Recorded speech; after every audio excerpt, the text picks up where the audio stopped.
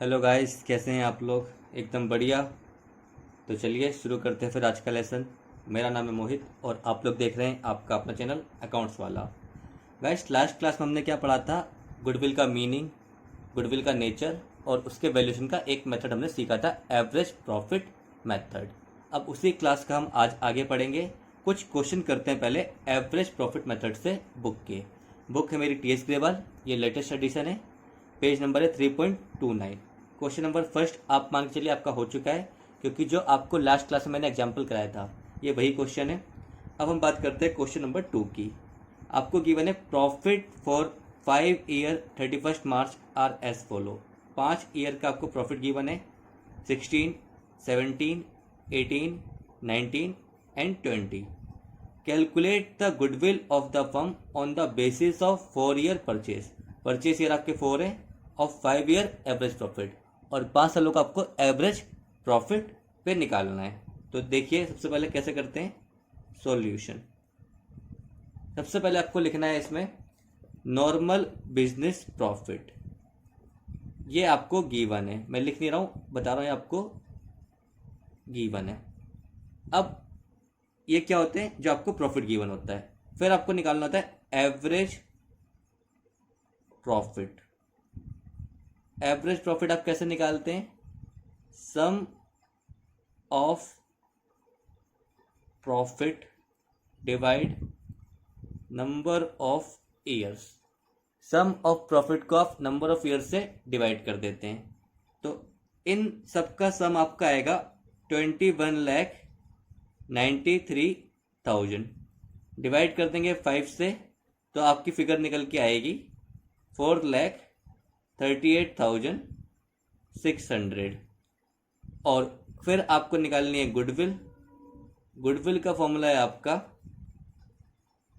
Number of year purchase into average profit, या average profit into number of year purchase, ऐसे भी लिख सकते हैं। आपके नंबर ऑफ ईयर परचेज थे 4, ये देखिए 4 थे, और एवरेज प्रॉफिट आपने निकाला है 4,38,600। तो आपका आंसर क्या आएगा? वो आपका आएगा 17,54,400। ये आपका फाइनल आंसर आ गया गुडविल का, कि ये आपकी फर्म की गुडविल की वैल्यू है। तो मुझे उम्मीद आपको समझ में आया होगा। आइए एक और क्वेश्चन पढ़ते हैं। Calculate value of goodwill on the basis of 3 year purchase. इस बार आपका परचेज ईयर 3 है, of average profit of the preceding 5 year. और एवरेज प्रॉफिट कितना निकालना आपको? फिर से 5 सालों का, फिर से 5 ईयर्स का। Ended 31 March which were as follow. जो आपके इस डेट को एंड हो रहे हैं, 20, 19, 18, 17, 16। इस बार आपको लेटेस्ट ईयर पहले दे रखा है। तो 20 में आपका प्रॉफिट है, 19 में भी प्रॉफिट है, 18 में भी प्रॉफिट है, 17 में लिखा है ब्रैकेट में लॉस। तो लॉस का मतलब है बच्चों नेगेटिव फिगर। तो जब आप इन सबको ऐड करेंगे तो ये आपका लॉस है, तो ये माइनस हो जाएगा। तो आपकी टोटलिंग क्या हो जाएगी? 8, 15, 23, 23 और 18 41। 41 में 4 लेस कर देंगे क्योंकि ये लॉस है, तो लॉस का मतलब है नेगेटिव फिगर। 37 प्लस 30 तो आपका हो गया 50 लाख। डिवाइड कर देंगे 5 से तो आपका एवरेज प्रॉफिट आ जाएगा। एवरेज प्रॉफिट आपका आ जाएगा, ये सॉल्यूशन 3 है, ये 2 था। एवरेज प्रॉफिट आपका आ जाएगा 50 लाख डिवाइड 5, तो ये आपका आ गया ₹10 लाख। उसके बाद देखिए आपको 5 ईयर परचेज बोला है, सॉरी 3 ईयर परचेज बोला है। तो गुडविल का फॉर्मूला आपका वो है average profit into number of year purchase.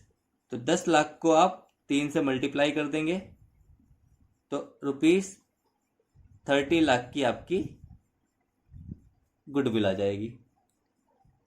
आइए एक और एग्जांपल देखते हैं, एक और क्वेश्चन देखते हैं। सेकंड भी हो गया आपका, थर्ड भी हो गया, फोर्थ देखते हैं। Calculate the value of firms goodwill on the basis of 1.5 year purchase. इस बार purchase year 1.5, 1.5 means 1.5 of the average profit of last year. और एवरेज प्रॉफिट आपको निकालना है फिर से 3 सालों का। The profit for the first year 1 lakh, for the second year was twice the profit of first year. और जो सेकेंड ईयर का प्रॉफिट है वो ट्वाइस हो गया है। ट्वाइस मीन्स फर्स्ट ईयर में 1 लाख था तो सेकेंड ईयर में हो जाएगा 2 lakh. And for the third year profit was 1.5 time of the profit of the second year. और जो थर्ड ईयर में वो जो सेकेंड ईयर प्रॉफिट था उसका 1.5 टाइम हो जाएगा। तो आइए मैं आपको लिख के दिखाता हूं। सिंपल क्वेश्चन है। प्रॉफिट, ये आपका फर्स्ट ईयर है, ये सेकंड है, ये थर्ड है। फर्स्ट ईयर में आपको प्रॉफिट गिवन है। फर्स्ट ईयर का प्रॉफिट आपका 1 लाख। सेकंड ईयर में बोला है twice the profit of first year, तो 1 लाख को आप 2 से मल्टीप्लाई कर दो तो ये आपका हो गया 2 लाख। और फिर क्या बोला है, and for the third year profit was 1.5 time of the profit of the second year. और थर्ड ईयर का जो प्रॉफिट है वो 1.5 टाइम है, that is 1.5 time of the profit of the second year, second year के profit का।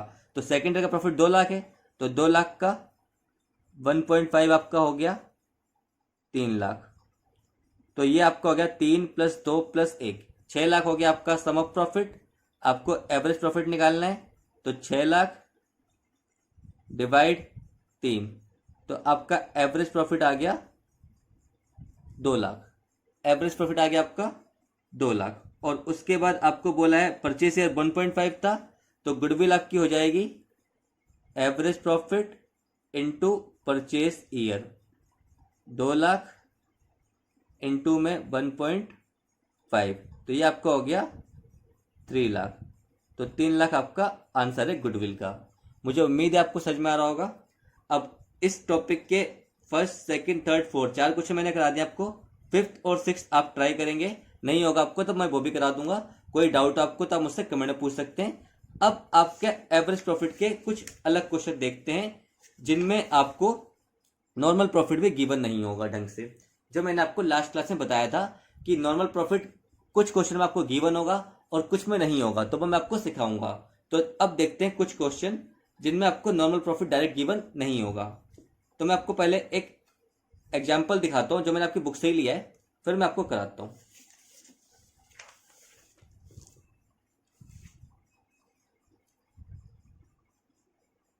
ये देखिए example 1, profit shown by Amar business for the last 3 financial year ended on 31st March were as follow। आपको अमर के business का profit दे रखा है पिछले 3 सालों का। अब आप चेक करिए, पहले आपको जब क्वेश्चन गिवन होता था तो डायरेक्ट प्रॉफिट गिवन होते थे, कुछ लिखा नहीं होता था। ये जो लिखा है ऐसा कुछ नहीं होता था। लेकिन अब क्या बोला है, 2018 में 1 लाख का प्रॉफिट हुआ, फिर ब्रैकेट में बोल दिया including N abnormal gain of ₹12,500। 2019 में 1,25,000 का प्रॉफिट हुआ, बोल दिया after charging N abnormal loss of ₹25,000। फिर 2020 में 1,12,500 का प्रॉफिट हुआ, लेकिन इसमें बोल दिया excluding ₹12,500 as insurance premium on firm's property now to be insure, और अब उसको इंश्योरेंस करा लिया गया है। फिर बोले calculate the value of firms goodwill on the basis of 2-year purchase of the average profit of last 3 year. तो बोला तो अभी भी यही है कि एवरेज प्रॉफिट से निकालना है जो कि 3 सालों का लेना है और परचेस ईयर 2 है। बट आपको प्रॉफिट में कुछ एडजस्टमेंट दे दी। इस बार आपको क्लियर प्रॉफिट नहीं बताया, इसमें बोल दिया इसमें ये इंक्लूड है, ये आपका फिर इसमें इंक्लूड है और ये आपका एक्सक्लूड है। तो किसको इंक्लूड को और किस एक्सक्लूड को आपको ऐड और लेस करना है, यही आपका टॉपिक है एडजस्टमेंट ऑफ प्रॉफिट। मीन्स अब आपको जो प्रॉफिट गिवन है इसमें आपको एडजस्टमेंट करनी पड़ेगी, आपको करेक्ट प्रॉफिट निकालना पड़ेगा। मेरा मतलब देखिए क्या है करेक्ट प्रॉफिट से, बताता हूं आपको। देखिए बच्चों, बिजनेस में हमारे को जो प्रॉफिट होते हैं, बिजनेस में हमारे को जो प्रॉफिट होते हैं वो नॉर्मल बिजनेस के लेने होते हैं। Means normal course of business के, यानी जो आपको आपके ऑपरेशन से हर साल होने वाले हैं। यानी उसमें अगर आपने कोई भी ऐसी चीज इंक्लूड या एक्सक्लूड कर रखी है जो आपको नहीं करनी चाहिए थी या करनी चाहिए थी, तो आपको उसका इफेक्ट एडजस्ट करना होगा। इसी को बोलते हैं एडजस्टेड प्रॉफिट। मैं आपको एग्जांपल समझाता हूं। हम जो बिजनेस में प्रॉफिट लेते हैं वो हमारे को चाहिए जो आपके लगातार आने वाले सालों तक होते रहेंगे। हम गुडविल के वैल्यूएशन के लिए जो प्रॉफिट लेते हैं वो हमारे को वो प्रॉफिट लेने जो आने वाले सालों तक फर्म अपनी नॉर्मल बिजनेस एक्टिविटी में अर्न करती रहेगी। हमें वो प्रॉफिट लेने होते हैं। तो उसमें अगर कोई चीज आपने एडजस्टमेंट करनी है, किसी को इंक्लूड करना है या किसी को एक्सक्लूड करना है, या कोई इंक्लूड कर रखा है या कोई एक्सक्लूड कर रखा है, तो उसी के एडजस्टमेंट को हम बोलते हैं एडजस्टमेंट ऑफ प्रॉफिट। तो अब देखिए, मैं आपको एक एग्जांपल से बताता हूं, फिर मैं आपको इसका फॉर्मेट समझाऊंगा। देखिए, 2018 का प्रॉफिट हमारा है 1,00,000 रुपए। अब आपको प्रॉफिट 1,00,000 बोला है, क्या बोला है आगे? Including N abnormal gain of ₹12,500। Abnormal gain क्या होता है स्टूडेंट? एबनॉर्मल गेन का मतलब है आपको कोई ऐसा प्रॉफिट हुआ जो आपका नॉर्मल बिजनेस में नहीं होता है। मीन्स आप मान लीजिए आपने सेल करी अपनी मशीन की और उस पे आपको प्रॉफिट हो गया, 5,000 का लेट से। क्या आप बताइए, आपका काम मशीन बेचने का है? नहीं, आपका काम मशीन बेचने का नहीं है। आपका काम मान लीजिए क्लोथ्स बेचने का है, तो आपने क्लोथ्स बेच के तो वो प्रॉफिट कमाया नहीं। तो ऐसा प्रॉफिट क्या आपको बार बार होगा? नहीं, ऐसा प्रॉफिट आपको बार बार नहीं होगा, क्योंकि आप हर साल थोड़ी अपनी मशीन बेचोगे। तो ऐसा प्रॉफिट अगर इसमें शामिल है तो फ्यूचर में ऐसे प्रॉफिट को तो आपको मिलने के चांसेस नहीं है। तो इस प्रॉफिट को सही करना पड़ेगा। इसमें जो आपने एबनॉर्मल गेन लिया हुआ है उसको आपको लेस करना पड़ेगा, क्योंकि फ्यूचर में ऐसा गेन होने की उम्मीद आपको नहीं होगी। तो आप देखिए कैसे करते हैं। यहां लिखिए आप ईयर सॉल्यूशन में, ये हेडिंग दे दीजिए पहले से, calculation of adjusted profit, calculation of adjusted profits. अब यहां पे आप लिखिए ईयर आपका है 2018, 2019 और 2020। ये जो आपको 1,00,000 का प्रॉफिट है, ये आपका है profit before adjustment, profit before adjustment. ये आपका कितना है? 1,00,000 है, आप लिख दीजिए। अब आप देखिए आपको क्या करना है। अब आपको इसमें 12,500 की एडजस्टमेंट करनी है। मैंने बताया एबनॉर्मल गेन आपको फ्यूचर में नहीं होगा, तो इसको आपको लेस करना है, तो आप लेस कर देंगे। ये आपका हो गया एडजस्टमेंट का कॉलम। तो 12,500 आपका लेस हो जाएगा। लेस वाली फिगर को लिखना है ब्रैकेट में, तो ये आपका आ जाएगा नॉर्मल प्रॉफिट या एडजस्टेड प्रॉफिट। ये आपका आ जाएगा 87,500। आइए आगे देखते हैं। सेकंड पॉइंट में क्या बोला है? 1,25,000 आपका प्रॉफिट है after charging N abnormal loss of ₹25,000। आपने 1,25,000 रुपए कमाए, लेकिन इसमें एबनॉर्मल लॉस हो गया आपका 25,000 का। अब देखिए क्या मतलब है इसका। आपने 11th क्लास में पढ़ा होगा loss of goods theft by theft और loss of goods by fire. तो जो आपका माल जल जाता था या चोरी हो जाता था उसे बोलते हैं आप एबनॉर्मल लॉस, एग्जाम्पल के तौर पे। तो आप बताइए, क्या आप ऐसी हर साल उम्मीद करेंगे कि आपका माल जलेगा या चोरी होगा या इस तरह का आपको कोई लॉस होगा? नहीं, आप ऐसी उम्मीद तो करेंगे नहीं फ्यूचर में होगा। तो ये जो 1,25,000 आया है उस लॉस को एडजस्ट करने के बाद आया है। ये जो आपका 1,25,000 रुपए है ये आपका उस लॉस को एडजस्ट करने के बाद है। एडजस्ट का मतलब क्या है?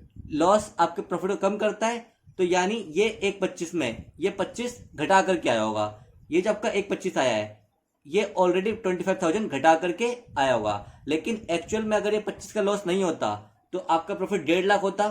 तो आप मान के चलोगे कि फ्यूचर में आपको प्रॉफिट इस ईयर में 1,50,000 हो सकता है। आप मान के चलोगे फ्यूचर में इस ईयर में प्रॉफिट आपको 1,50,000 हो सकता है। तो आप यहाँ पे क्या लिखेंगे? 1,25,000 रुपए आपने लिखे प्रॉफिट बिफोर एडजस्टमेंट में, और ये 25 आप ऐड कर देंगे, क्योंकि आप मान के चलेंगे फ्यूचर में ऐसा लॉस आपको नहीं होगा। तो टोटल हो गया आपका 1,50,000। ये आपका हो गया नॉर्मल प्रॉफिट या एडजस्टेड प्रॉफिट। थर्ड में क्या है? 1,12,500। Excluding ₹12,500 as insurance premium on firm's property.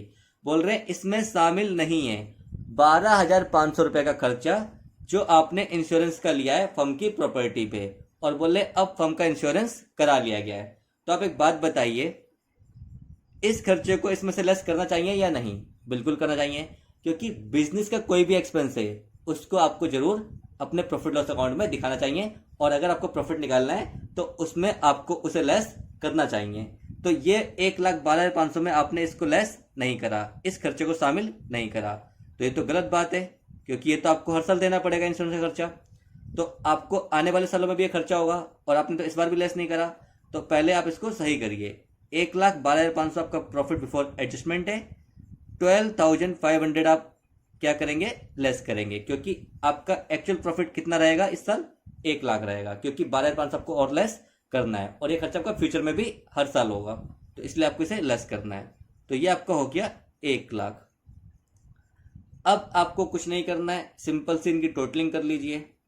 1, 1, 2, 2.5, 3, 3, 37,500, ये आपकी नॉर्मल प्रॉफिट की टोटलिंग हो गई। अब क्वेश्चन में क्या बोला है?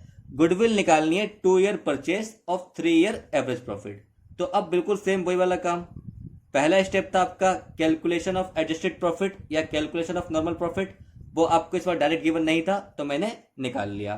अब आपको करना है एवरेज प्रॉफिट। एवरेज प्रॉफिट का क्या फॉर्मूला है? Sum of profit divide number of years.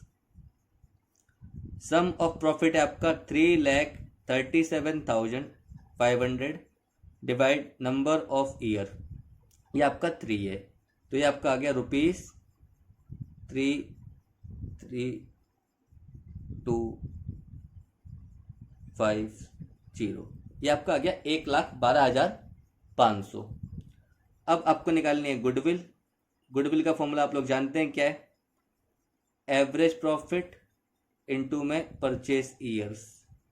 तो एवरेज प्रॉफिट है आपका 1,12,500 और परचेस ईयर है आपके 2, तो आपकी गुडविल हो गई 2,25,000 की। मुझे उम्मीद है आपको समझ में आई होगी बात कि मैं क्या बता रहा हूँ। अब ये मैंने आपको डायरेक्ट एग्जाम्पल करके बताया, लेकिन इसमें कितने पॉइंट हो सकते हैं, कब ऐड होगा, क्या कब लेस होगा, इसका मैं आपको बकायदा पूरा फॉर्मेट बता रहा हूँ कि किस पॉइंट को आपको ऐड करना है और किस पॉइंट को आपको लेस करना है, ताकि आपको पेपर में कोई भी एडजस्टमेंट हो आप उसे अच्छे से हैंडल कर पाए। आइए देखते हैं।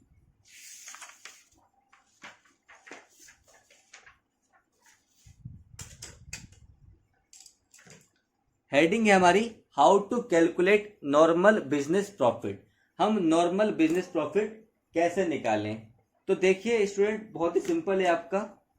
सबसे पहले आपको लिखना होगा profit loss of past year. जैसे मैंने आपको एग्जांपल में करके दिखाया, 2017 का प्रॉफिट लिखा, 18 का लिखा, बिफोर एडजस्टमेंट लिखा था, फिर मैंने एक कॉलम बनाया था एडजस्टमेंट का, और उस एडजस्टमेंट को ऐड या लेस करके आपका निकाला था नॉर्मल प्रॉफिट। तो यही आपको फॉर्मेट बताया गया यहाँ पे कि पहले आपको लिखना है प्रॉफिट और लॉस बिफोर एडजस्टमेंट जो आपको गिवन है। अब आपको कौन से पॉइंट ऐड करने और कौन से पॉइंट लेस करने हैं, ये मैं आपको बताने जा रहा हूं। तो आइए शुरू करते हैं। तो स्टूडेंट, आपको इसमें एक चीज नोट करनी है, आपको जो प्रॉफिट निकालना होता है वो आपको देखना होता है कि ये प्रॉफिट आपका नॉर्मल बिजनेस एक्टिविटी का है या नहीं है। उसके बेस पे आपको एडजस्टमेंट करनी होती है। पहली एडजस्टमेंट क्या है? Abnormal losses. अब एबनॉर्मल लॉसेस का मैंने आपको एग्जाम्पल दिया था, लास्ट एग्जाम्पल में ही जो क्वेश्चन कराया था उसमें पॉइंट आया था कि एक एबनॉर्मल लॉस था आपका, मैंने एग्जांपल दिया था लॉस बाय थेफ्ट या फायर, आपको कुछ भी हो सकता है।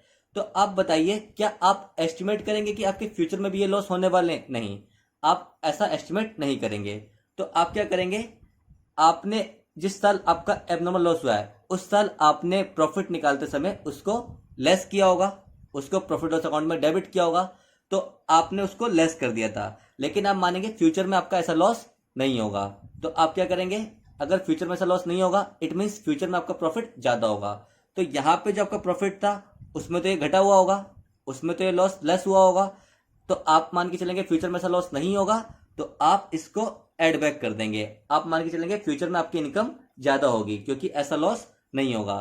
तो अगर कोई एबनॉर्मल लॉस आपके प्रॉफिट से लेस हो रखा है तो आपको उसको ऐड करना है to find adjusted profit, to find normal business profit, क्योंकि नॉर्मल कोर्स में आपको ऐसा लॉस नहीं होगा, ऐसी उम्मीद आप नहीं करेंगे। Second point, loss on sale of fix asset. फिर सिंपल काम, आप बताइए क्या आपका काम एसेट को बेचने का है? नहीं, आपका काम अपने फिक्स एसेट को बेचने का नहीं है। यानी ये आपकी नॉर्मल बिजनेस एक्टिविटी का पार्ट नहीं है, ये आपकी नॉर्मल बिजनेस एक्टिविटी का पार्ट नहीं है। तो आपने जो प्रॉफिट लॉस निकाला होगा उसमें इस लॉस को भी लेस कर दिया होगा, इस लॉस को डेबिट किया होगा, जिससे आपका प्रॉफिट कम आया होगा। अब आप बताइए क्या फ्यूचर में आप ऐसा काम बार बार करेंगे? नहीं। तो फ्यूचर में तो ऐसा आपको कोई लॉस होने की उम्मीद नहीं है, तो आप क्या करेंगे, फिर से इस प्रॉफिट में इसको ऐड कर देंगे क्योंकि फ्यूचर में आपको ऐसा लॉस होने की संभावना नहीं होगी। Third, over valuation of opening stock और under valuation of closing stock. अब आपको मैं एग्जांपल से समझाता हूं इस पॉइंट को। ये मान लीजिए आपका ट्रेडिंग अकाउंट है, ये आपका ट्रेडिंग अकाउंट है। आप बताइए ट्रेडिंग अकाउंट में यहां पे आप लिखते थे टू ओपनिंग स्टॉक। आप बताइए ये डेबिट साइड है और ये आपकी क्रेडिट साइड है। अगर आपका ओपनिंग स्टॉक की वैल्यू ज्यादा होती थी तो आपका ग्रॉस प्रॉफिट कम आता था, क्योंकि जितनी ज्यादा डेबिट साइड होगी उतना ग्रॉस प्रॉफिट कम होगा। तो यही बता रहा है कि अगर आपने ओपनिंग स्टॉक की वैल्यू ज्यादा ले रखी है तो इससे आपका ग्रॉस प्रॉफिट कम आएगा, क्योंकि डेबिट साइड का टोटल ज्यादा होगा तो प्रॉफिट ऑटोमेटिकली कम हो जाएगा। क्योंकि हम प्रॉफिट कैसे निकालते थे, क्रेडिट माइनस डेबिट करके।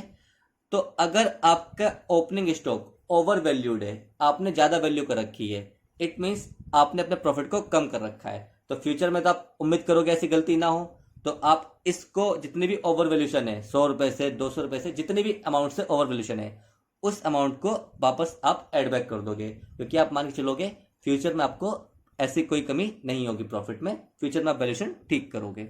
और सेम वे में under valuation of closing stock. Closing stock हम दिखाते थे क्रेडिट साइड में बाय क्लोजिंग स्टॉक। अब आप बताइए अगर क्रेडिट साइड में, अगर क्रेडिट साइड का टोटल कम हो जाएगा, अंडर वैल्यू करोगे आप, तो फिर आपका प्रॉफिट कम आएगा। क्लोजिंग स्टॉक की वैल्यू आप कम दिखाएंगे तो फिर से आपका प्रॉफिट कम आएगा, और प्रॉफिट आपका कम आएगा तो नो डाउट आपका ग्रॉस प्रॉफिट कम आने से नेट प्रॉफिट भी कम होगा। नेट प्रॉफिट कम होगा तो आपका जो प्रॉफिट निकला है वो ऑटोमेटिकली कम हो जाएगा। तो आपको फिर से क्या करना पड़ेगा, अगर आपने अपने क्लोजिंग स्टॉक की अंडर वैल्यूशन कर रखी है तो उस अमाउंट को भी आप ऐड कर देंगे उस साल के प्रॉफिट में, क्योंकि फ्यूचर में आप उम्मीद करेंगे ऐसी गलती नहीं करेंगे, ऐसा अंडर वैल्यूशन क्लोजिंग स्टॉक का नहीं करेंगे। तो देखिए fourth point, non recurring expenses. ऐसे खर्चे जो आपके बार बार नहीं होने वाले हैं। मीन्स किसी साल में आपका कोई खर्चा हुआ, लेट से आपने कोई एक पार्टी ऑर्गेनाइज करी ऑफिस की 50 साल होने की खुशी में, क्या ऐसा खर्चा आपका बार बार होगा? नहीं, ऐसा खर्चा आपका बार बार नहीं होगा। तो आप अगर कोई भी ऐसा एक्सपेंस है जो आपका आने वाले सालों में नहीं होने वाला है, तो उसको आपने पहले लेस कर रखा होगा जिस साल का प्रॉफिट गिवन था, तो उसमें आप इसको ऐड कर देंगे। क्यों ऐड कर देंगे? क्योंकि ऐसा खर्चा फ्यूचर में आपका नहीं होने वाला है। तो नॉन रिकरिंग मीन्स ऐसा एक्सपेंस जो बार बार नहीं होने वाला है, यानी आने वाले सालों में नहीं होगा, तो वो आप ऐड कर देंगे। और फिफ्थ है आपका capital expenditure charge as revenue expenditure. Capital expenditure क्या होते हैं? जो आप एसेट खरीदने में खर्चा करते हैं, जो आपके परचेस ऑफ एसेट होते हैं, जो आप बैलेंस शीट में दिखाते हैं, वो आपके कैपिटल एक्सपेंडिचर होते हैं। और रेवेन्यू क्या होते हैं? जो आपके डे टू डे एक्सपेंसेस होते हैं, बिजनेस को रन करने के लिए आप खर्च करते हैं, वो आपके रेवेन्यू एक्सपेंडिचर होते हैं। रेवेन्यू आप कहते हैं प्रॉफिट लॉस के डेबिट साइड में, कैपिटल एक्सपेंडिचर यानी आपके purchase of fix asset, purchase of asset, ये आप कहते हैं बैलेंस शीट के एसेट साइड में। तो बोल रहे हैं capital expenditure charge as revenue expenditure. आपने मशीनरी खरीदी और उसको आपने मान लिया कि वो आपका रेवेन्यू एक्सपेंडिचर है, उसे आपने प्रॉफिट लॉस में दिखा दिया, उसे आपने प्रॉफिट लॉस या ट्रेडिंग में दिखा दिया। आपने परचेस करी मशीनरी और उसे आपने परचेस में इंक्लूड कर दिया। परचेस आपकी ट्रेडिंग में आती है, गुड्स के लिए वर्ड यूज करते हैं परचेस। तो अगर आपने मशीन खरीदी है तो मशीन आपकी आएगी एसेट में, लेकिन आपने उसे जो गुड्स खरीदे हैं उसकी परचेस में इंक्लूड कर दिया, वो आपने दिखा दिया ट्रेडिंग में। तो जिससे आपका प्रॉफिट क्या होगा? कम हो जाएगा, क्योंकि ये खर्चा आपका रेवेन्यू एक्सपेंडिचर नहीं है, ये आपका कैपिटल एक्सपेंडिचर है और ये आपका बैलेंस शीट बनाता। और आपने अगर से ट्रेडिंग में दिखा दिया तो आपका ग्रॉस प्रॉफिट कम आएगा, ग्रॉस प्रॉफिट कम आएगा तो ऑटोमेटिकली आपका नेट प्रॉफिट कम आएगा, और नेट प्रॉफिट कम होने से आपका प्रॉफिट लॉस ऑटोमेटिकली कम हो जाएगा। तो अगर आपने ऐसा काम किया है तो आप इसको सही करेंगे, ऐड कर देंगे to find adjusted profit, to find correct profit, क्योंकि आप मान के चलेंगे फ्यूचर में ऐसी गलती नहीं होगी।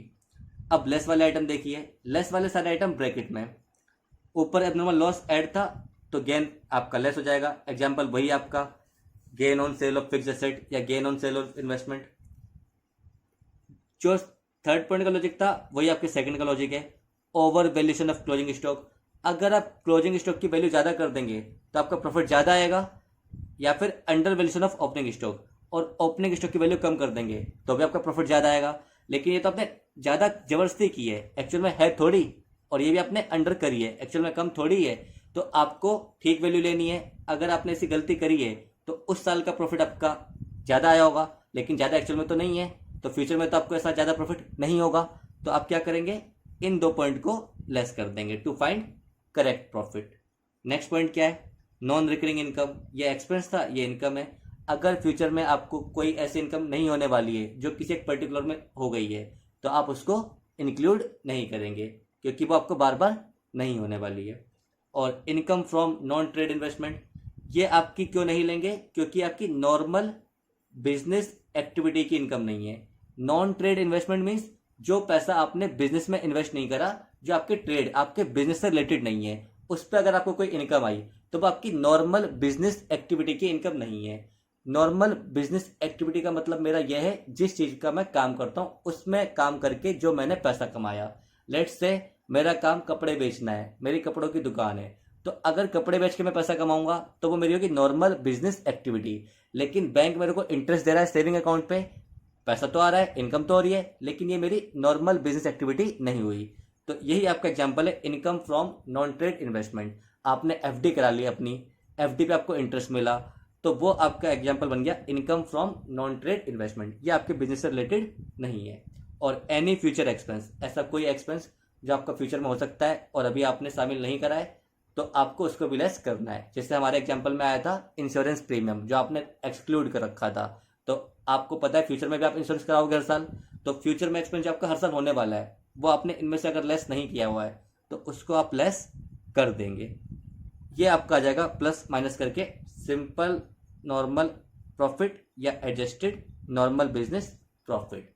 और जब ये आ जाएगा तो फिर तो आपका सिंपल प्रोसीजर है, एवरेज प्रॉफिट निकालने के लिए डिवाइड कर देंगे जितने भी आपके ईयर्स होंगे, और उसके बाद goodwill average profit into number of year purchase. मुझे उम्मीद आपको समझ में आया होगा। अगर फिर भी कोई आपको डाउट है तो आप मेरे फेसबुक पेज पे मुझसे पूछ सकते हैं या कमेंट में पूछ सकते हैं। अब आइए आगे देखते हैं। तो चलिए अब एक और एग्जाम्पल देखते हैं क्वेश्चन आपका बुक का, question number 10, page number 3.30। Arun and Bharat are partner sharing profit in the ratio of 3:2। Arun और भारत आपके पार्टनर हैं, उनका प्रॉफिट रेशियो 3:2 है। They decided to admit Manu as a partner from 1 April 2020 on the following terms. Manu will be given 2/5 share of profit, Manu का हिस्सा है 2/5। और आगे क्या बोला है, goodwill of the firm will be valued purchase year 3 2 year purchase, sorry, goodwill of the firm will be valued at 2 year purchase of 3 year average normal profit of the firm. 2 सालों का आपको परचेज ईयर लेना है और 3 सालों का आपको average normal profit लेना है, यानी इस बार भी आपको नॉर्मल प्रॉफिट निकालना पड़ेगा। वैसे तो मैंने क्वेश्चन ही वही उठाया, इसमें नॉर्मल प्रॉफिट आपको निकालना पड़ेगा। Profit of the previous year ended as follow. आपको 3 सालों का प्रॉफिट गिवन है। सबसे पहले देखते हैं 2020 का प्रॉफिट ₹30,000। इसमें क्या एडजस्टमेंट करनी है, after debiting loss of stock by fire ₹40,000। बोल रहे हैं ये आपका जो 30,000 आया है ये कब आया है, आफ्टर डेबिटिंग मीन्स आपने इस 40,000 के लॉस को निकालते समय इस प्रॉफिट को लेस कर चुके थे। आफ्टर डेबिटिंग मीन्स आपने इसको प्रॉफिट लॉस में डेबिट कर दिया था, खर्चा मान के, लॉस मान के, उसके बाद आपका प्रॉफिट निकला ये 30। यानी आपका एक्चुअल में प्रॉफिट कितना होता, अगर ये लॉस नहीं होता तो 70, अगर ये लॉस नहीं होता तो आपका प्रॉफिट 70 होता, लेकिन ये लॉस था जिसकी वजह से आपका प्रॉफिट रहा 30। तो आप मान के चलेंगे फ्यूचर में आपका ऐसा लॉस नहीं होगा, ये आपका एबनॉर्मल लॉस है। तो याद करिए, मैंने पहला पॉइंट यही पढ़ाया था कि अगर कोई भी एबनॉर्मल लॉस है तो उसको आपको एड बैक करना है। क्यों? क्योंकि फ्यूचर में आप मान के चलेंगे ऐसा लॉस आपको नहीं होगा। तो इस ईयर का प्रॉफिट आप लेंगे 70,000, 30 + 40। 19 में देखते हैं क्या बात है। लॉस ऑफ ₹80,000, इस बार तो लॉस ही दे रखा है, लेकिन ये लॉस कैसे है? Including voluntary retirement compensation paid ₹1,10,000। इसमें 1,10,000 का इंक्लूड है वॉलंटरी रिटायरमेंट कंपनसेशन, इसे बोलते हैं VRS, वॉलंटरी रिटायरमेंट स्कीम के तहत जो आप पेमेंट देते हो वो होता है वॉलंटरी रिटायरमेंट कंपनसेशन। एम्प्लॉय अपनी मर्जी से VRS लेते हैं। तो आपने क्या किया, ये जो आपका 80,000 का लॉस आया, ये कब आया है? जब आपने इंक्लूड किया 1,10,000 के VRS को। अगर एम्प्लॉय आपका रिटायर नहीं होता VRS लेके तो आपको ये कंपनसेशन नहीं देना पड़ता, जिसकी वजह से आप इसको प्रॉफिट लॉस में डेबिट नहीं करते। आपने क्या किया, प्रॉफिट लॉस में इसको डेबिट किया टू VRS। जब आपने डेबिट किया तो आपका जो एक्चुअल में अमाउंट निकला लॉस वो आया 80,000। लेकिन अगर आप ये 1/10 नहीं लिखते तो हो सकता है आपका लॉस क्या आएगा, आपका प्रॉफिट आता। कितना आता? इस एग्जांपल में तो 30 आएगा, क्योंकि आपका ये 80 कब आया है? जब आपने 1,10,000 को लेस किया है। तो अगर ये 1,10,000 नहीं होता तो ये जो आपका 80 है ये आपका 30 प्रॉफिट में कन्वर्ट हो जाता, क्योंकि यहाँ पे आपने 1,10,000 लेस करे हैं, उसके बाद 80 का लॉस आया है। तो अगर आप यहाँ से 1/10 हटा दोगे तो आपका प्रॉफिट 30,000 आ जाएगा। तो 80 + 110 ये आपने ऐड करना है। क्यों? क्योंकि आप इसे लेस कर चुके हो और ये आपका ऐसा खर्चा है जो बार बार नहीं होगा, ये आपका रिकरिंग एक्सपेंसेस नहीं है, ये आपको हर साल नहीं देना, इसलिए आप इसे क्या करेंगे, ऐड कर देंगे। नेक्स्ट है आपका 2018 का profit ₹1,10,000 including A gain profit of ₹30,000 on sale of fix asset. आपको 1,10,000 का प्रॉफिट है, लेकिन कब? जब इसमें एक गेन शामिल है एसेट को बेचने पे 30,000 का। इसको आप लेस करेंगे। क्यों करेंगे? क्योंकि आपका एबनॉर्मल गेन है। एबनॉर्मल गेन को हम लेस करते हैं क्योंकि ऐसे गेन हमें फ्यूचर में होने की उम्मीद कम होती है। तो एबनॉर्मल गेन हम लेस कर देंगे, ये आपका ऐड हो जाएगा और ये भी आपका ऐड हो जाएगा। इसका नाम है एबनॉर्मल लॉस, इसका नाम है नॉन रिकरिंग एक्सपेंसेस और इसका नाम है आपका एबनॉर्मल गेन। तो इसको मैं बताता हूँ कितना टोटल आएगा। 30 + 40 70, 80 + 110, ये 80 नेगेटिव का है तो यहाँ पे 30 और ये 110 - 30, ये आपका आ गया 80। तो यहाँ पे 70 + 30 + 80 टोटल बनेगा 1,80,000। एवरेज कर देंगे आप 3 से डिवाइड करके 60,000। और परचेस ईयर कितना है? परचेस ईयर आपका है 2, तो गुडविल की वैल्यू आएगी 1,20,000। लेकिन पूछा क्या आपसे? गुडविल की वैल्यू पूछी है। लेकिन अगर ये भी पूछते कि मन्नू का शेयर कितना होगा इस प्रॉफिट में, इस गुडविल में, तो मन्नू से हम कितना मंगाएंगे? जो उसका शेयर होता उतना मंगाते मन्नू से उस गुडविल में, लेकिन आपसे केवल गुडविल की वैल्यू पूछी है। तो मुझे उम्मीद है आपको ये क्वेश्चन समझ में आया होगा। अब आप बाकी क्वेश्चन ट्राई करिएगा, मैं आपको नेक्स्ट क्लास में कराऊंगा। उससे पहले मैं आपको आज का एक और टॉपिक कराता हूँ। क्वेश्चन मैं आपसे नेक्स्ट क्लास में लूँगा। आइए शुरू करते हैं नया टॉपिक। नया टॉपिक का आपका नाम है सुपर प्रॉफिट मेथड। याद करिए, मैंने आपको बताया था वैल्यूएशन ऑफ गुडविल के 3 मेथड है, average profit method, super profit method और कैपिटलाइजेशन मेथड। एवरेज प्रॉफिट के अंदर 2 थे, एक वेटेड एवरेज प्रॉफिट, एक सिंपल एवरेज प्रॉफिट, ये आपके दोनों हो चुके हैं। अब बात करूंगा मैं सुपर प्रॉफिट मेथड की। तो आइए देखते हैं सुपर प्रॉफिट मेथड क्या है, कैसे सुपर प्रॉफिट से गुडविल फाइंड करते हैं। तो देखिए पहले इसके स्टेप क्या है। Calculate average capital employed. आपको बोला है एवरेज कैपिटल एम्प्लॉयड आपको निकालनी है। अब एवरेज कैपिटल एम्प्लॉयड आपको most of the time given होगी, ये आपको हमेशा गिवन होगी। लेकिन अगर गिवन नहीं होती है तो कैसे निकालते हैं? Opening capital employed plus closing capital employed divide 2। और कैपिटल एम्प्लॉयड कैसे आती है? सबसे पहले मैं आपको कैपिटल एम्प्लॉयड का मीनिंग बताता हूँ। कैपिटल एम्प्लॉयड का मतलब है बिजनेस में आपने जो पैसा इन्वेस्ट किया है, चाहे खुद का या किसी से उधार लेके, बिजनेस में आपने जो पैसा इन्वेस्ट किया है वो पैसा आपका कैपिटल एम्प्लॉयड, यानी इन शॉर्ट जो पैसा आपने व्यापार में लगा रखा है उस पैसे को बोलते हैं कैपिटल एम्प्लॉयड। तो इसका फॉर्मूला क्या है? Capital plus reserves minus non trade investment minus goodwill, अगर आपकी बुक्स में ऑलरेडी अपीयर है तो, माइनस फिक्टिशियस एसेट अगर कोई है तो, इफ एनी। इस फॉर्मूले से निकालेंगे तो इसे बोलते हैं लायबिलिटी साइड अप्रोच। अगर इस फॉर्मूले को यूज करेंगे तो इसे बोलते हैं liability side approach.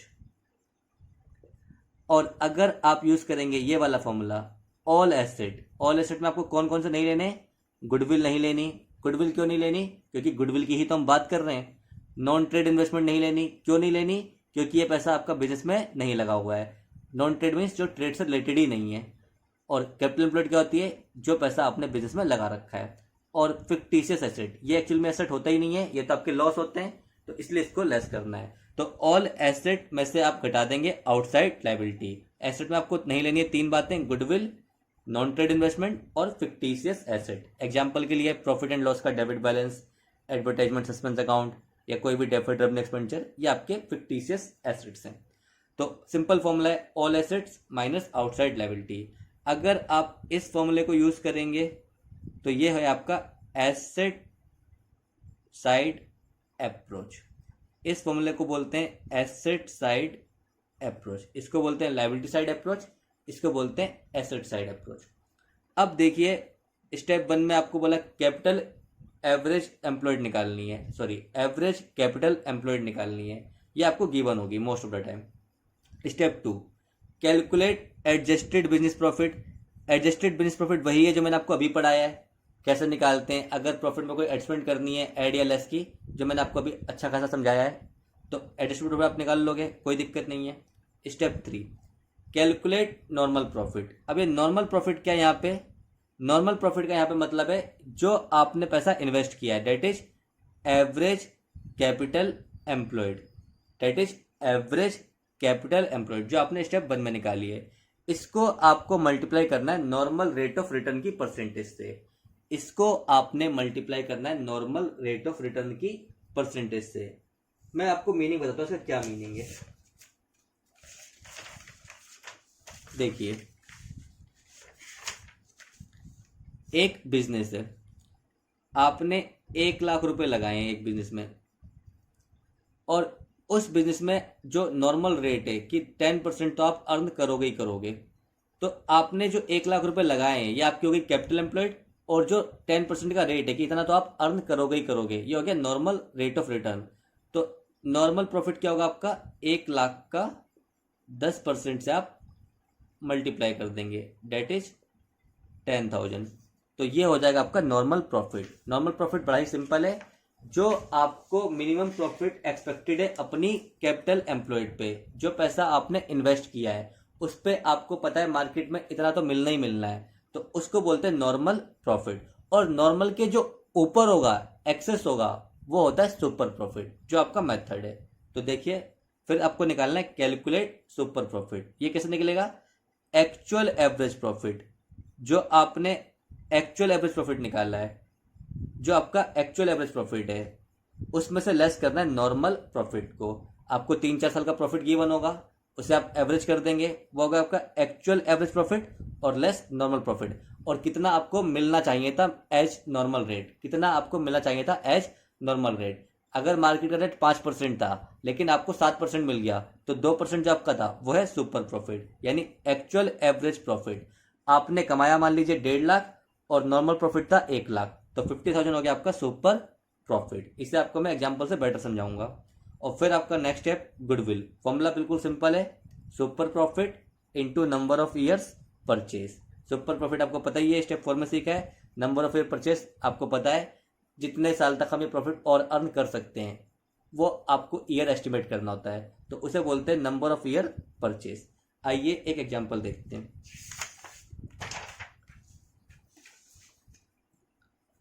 A firm earned net profit during the last year. एक फर्म के आपको प्रॉफिट रखें लास्ट 3 ईयर के। ईयर 1 में आपका प्रॉफिट है 18,000, ईयर 2 में है 20,000, ईयर 3 में 22,000। अब देखिए बच्चों, यहाँ पे कोई एडजस्टमेंट नहीं बोली, आपको डायरेक्ट प्रॉफिट दे रखा है, तो ये आपका ऑलरेडी एडजस्टेड प्रॉफिट है। अब आपको केवल एवरेज करनी होगी। आगे बोला है the capital investment of the firm is ₹60,000। ये जो कैपिटल इन्वेस्टमेंट वर्ड आया, यही आपकी कैपिटल एम्प्लॉयड है। जो कैपिटल इन्वेस्टमेंट वर्ड आया, ये आपकी कैपिटल एम्प्लॉयड है। और जैसा मैंने आपको बताया था कि कैपिटल एम्प्लॉयड आपको गिवन होगी। फिर आगे बोल रहे हैं normal return on the capital is 10%। जो नॉर्मल रिटर्न है इसे आप बोलते नॉर्मल रेट ऑफ रिटर्न। ये आपका क्या होता है, इतना तो आपको उम्मीद है मिलेगा ही मिलेगा जो आपने पैसा लगाया है। तो आपने जो लगाया है 60,000, इसका आपको 10% तो मिलेगा ही मिलेगा, ऐसी मार्केट की कंडीशंस हैं। आगे बोल रहे हैं calculate value of goodwill on the basis of 3 year purchase.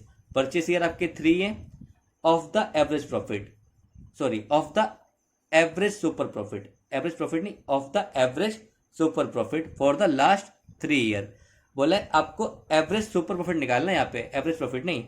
और एवरेज सुपर प्रॉफिट कितने ईयर का, 3 ईयर्स का। तो क्वेश्चन बिल्कुल सारा आपका सेम है जैसा मैंने आपको पढ़ाया, कोई भी इसमें कॉम्प्लिकेशन नहीं है, सब कुछ गिवन है। आइए सॉल्यूशन करते हैं।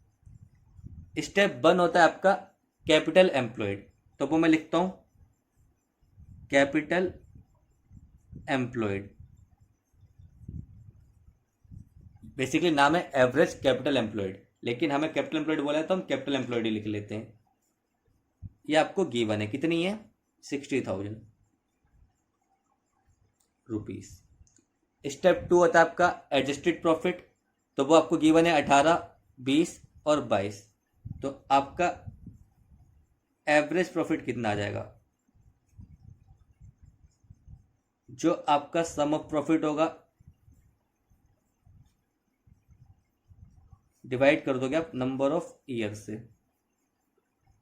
मैंने एक स्टेप स्किप कर दिया क्योंकि आपको यही लिखना था एडजस्टेड प्रॉफिट 18, 20, 22 और उसके बाद आप निकालते हैं एवरेज प्रॉफिट, तो वो मैंने डायरेक्ट कर दिया। तो थर्ड स्टेप था आपका एवरेज प्रॉफिट, तो सम ऑफ प्रॉफिट आप लिखेंगे 18 + 20 + 22, ये आपको आ जाएगा 60,000। डिवाइड कर देंगे 3 से, तो आपका एवरेज प्रॉफिट आ गया ₹20,000। मुझे उम्मीद है आपको समझ में आ रहा होगा। फिर आपका नेक्स्ट स्टेप था स्टेप 4 नॉर्मल प्रॉफिट का। नॉर्मल प्रॉफिट आपको कैसे निकालना है, कैपिटल एम्प्लॉयड को आपने मल्टीप्लाई करना है, कैपिटल एम्प्लॉयड को आपने मल्टीप्लाई करना है नॉर्मल रेट ऑफ रिटर्न से, नॉर्मल रेट ऑफ रिटर्न की परसेंटेज से। तो कैपिटल एम्प्लॉयड कितना है आपका 60,000, ये चेक करिए। नॉर्मल रेट ऑफ रिटर्न कितना है 10%, तो ये आपका आ गया 6,000, ये आपका आ गया 6,000। अब आपकी गुडविल की वैल्यू क्या होगी, गुडविल से पहले आपको निकालना होता है सुपर प्रॉफिट। नेक्स्ट स्टेप था आपका सुपर प्रॉफिट, क्या है आपका actual average profit, actual average profit minus normal profit, minus normal profit. Actual average profit आपका 20,000 और नॉर्मल प्रॉफिट है आपका 6,000। यानी आप देखिए कितना एक्स्ट्रा कमा रहे हैं, 14,000 आप एक्स्ट्रा कमा रहे हैं। इसे बोलते हैं super profit. Anything above on normal profit is are super profit. तो अब आइए निकालते हैं गुडविल। गुडविल का फॉर्मूला बहुत ही सिंपल है, सुपर प्रॉफिट। सुपर प्रॉफिट आपका कौन सा, जो आपने अभी निकाला है, average profit minus normal profit into में परचेज ईयर्स। सुपर प्रॉफिट है आपका 14,000 और परचेज ईयर आपके कितने थे, परचेज ईयर है आपके 3 ईयर परचेज, परचेज ईयर भी आपके 3 हैं। तो 43 × 3 रुपीज़ 42,000, ये आ गई आपकी गुडविल की वैल्यू। मैं आपको फिर से रिकॉल कर देता हूँ। सबसे पहले हम निकालनी होती है कैपिटल एम्प्लॉयड, वो हमें गिवन थी, ये हमें गिवन थी। फिर हमें निकालना होता है नॉर्मल प्रॉफिट। नॉर्मल प्रॉफिट आपको गिवन था, तो उसके बाद आपको निकालना होता है एवरेज प्रॉफिट, वो मैंने डायरेक्ट कर दिया, sum of profit divide number of year. फिर आपको निकालना होता है नॉर्मल प्रॉफिट। नॉर्मल प्रॉफिट आपका फॉर्मूला बिल्कुल सिंपल है, capital employed into normal rate of return. और उसके बाद आपको निकालना होता है super profit, average profit minus normal profit, that is आपका सुपर प्रॉफिट। ये आपका स्टेप 1 था। ये आपका स्टेप 2 समझ लीजिए, अगर आपको नॉर्मल प्रॉफिट डायरेक्ट गिवन है तो। ये आपका 3, ये आपका स्टेप 4 और ये स्टेप 5। तो कैपिटल एम्प्लॉयड आपको गिवन ही होगी। एवरेज प्रॉफिट आप निकाल ही सकते हैं, प्रॉफिट को जोड़ के डिवाइड नंबर ऑफ ईयर से।